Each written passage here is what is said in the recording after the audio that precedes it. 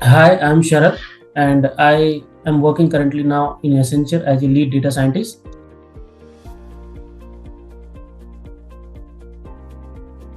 Yes, my current role in my current organization in Accenture is lead data scientist, and I have started my journey in 2014 as a non-coding background. So I have worked in a company 2014 to 17, but after 2017 I have started learning C, Java, and this is Java is very tough language. I think those people who are having no coding background.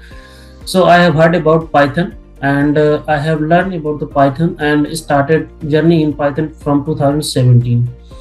And in 2017, I have jumped into the coding background in coding companies, like as a software developer. And in 2018, I have heard about the Insight, and I have just taken a demo class from the Mano, and that was very interesting for me. So I have decided to learn about the coding and all these things. So I have learned about the coding, and then I have learned machine learning and also some another parts which is helps in my career in data science field. So in 2018, I have changed my company and work as a machine learning engineer. And in 2020, I have given a big opportunity to work with Nokia. So in Nokia, I have worked 1 year, and after then I have changed my company. And after then in 2021, I have started my journey with Accenture, and currently I am working with Accenture as a lead data scientist.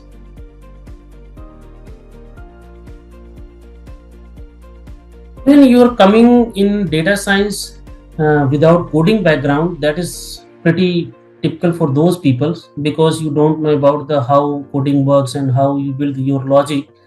So starting is very typical for those people, but I think Python is very good for those people who are having the non-coding background. In non-coding background people, I have started 2017 as a as working as a Python developer. After then we have works in machine learning algorithm, and also we have worked in NLP and deep learning. So this is very long process to learn in a data science field. So firstly we need to learn about the Python and learn about the machine learning algorithm. So this is very helpful for us. And first challenge, because all these companies wanted to know about, about the Python, about the machine learning algorithm, and about the deep learning, NLP, OpenCV. So every company is asking question from anywhere. So it's more difficult to give the answer from the deep learning and NLP and OpenCV, who people are coming non coding background and starting jumping into data science world. So this is very typical for those people who are having the non coding background. So I have started Python and machine learning. So I have given most of the interview in uh, machine learning and Python development. Then after then I have started giving the interview in deep learning and also NLP. So this is very challenging. This is very big word, data science word. So everything is going process by process. So this is difficulties for those people who are coming from non-coding background.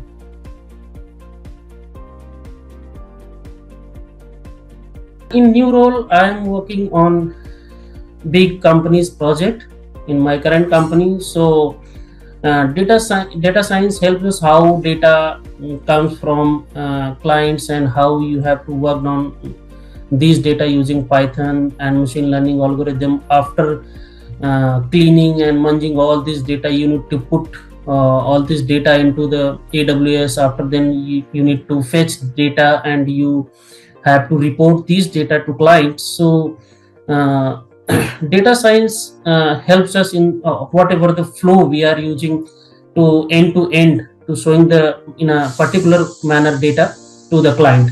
So firstly Python is very important in these projects.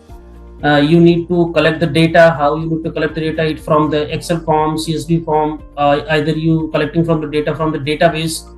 After then you need to know about the machine learning algorithm, and after then you need to put the data into AWS by using the PySpark and uh, other Python libraries. So this helps us very good manner in data science work. So Python and ML is very important in data science work.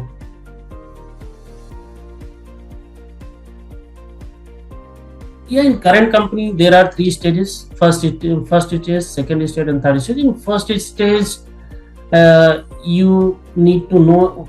They wanted to know about basic skills, whatever you have to work in Python and whatever you have worked in machine learning algorithm, and also there are some questions from NLP and also deep learning. So after that, in second round interview, they wanted to know how you are working on live project. They give you a scenario, and after then they give you 15-20 minutes and try to solve those questions on the behalf of real world scenario. So like as I am having a question, just like as a, if we are having the telecom industry, how these companies are sustain their customers, and how the companies are giving the benefits to the customer, and all these things type of scenario they are putting to you, and you need to clarify every point on the real world scenario. So this is the current company and this current company interview, but in a previous companies they do not want to real type scenario. They want to how your knowledge is going on, so you have a better knowledge, because they going in depth into the machine learning algorithm. So what is the assumption of that machine learning algorithm, how it works, and how you have to compare 2 to 3 models. So basically in big giants companies, I have seen that they wanted to know question about the real time, and in mid type and small companies they test your skills, like as whatever you have machine learning algorithm use.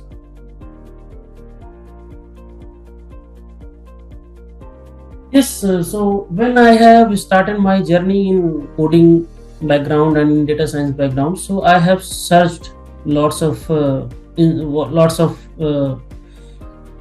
career institute on the YouTube, but I have seen Upgrade and Insight and Simply Learn. So I have seen lots of video, but I have seen the Mano video in 2018. So that was pretty helpful for me, and uh, I have started from journey with the Insight. That was the reason, because I have seen the video of Mano.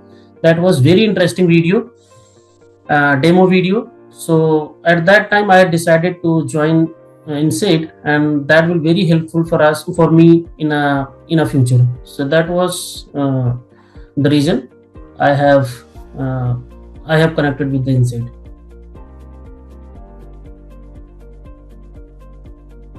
First thing, there is my advice to beginners.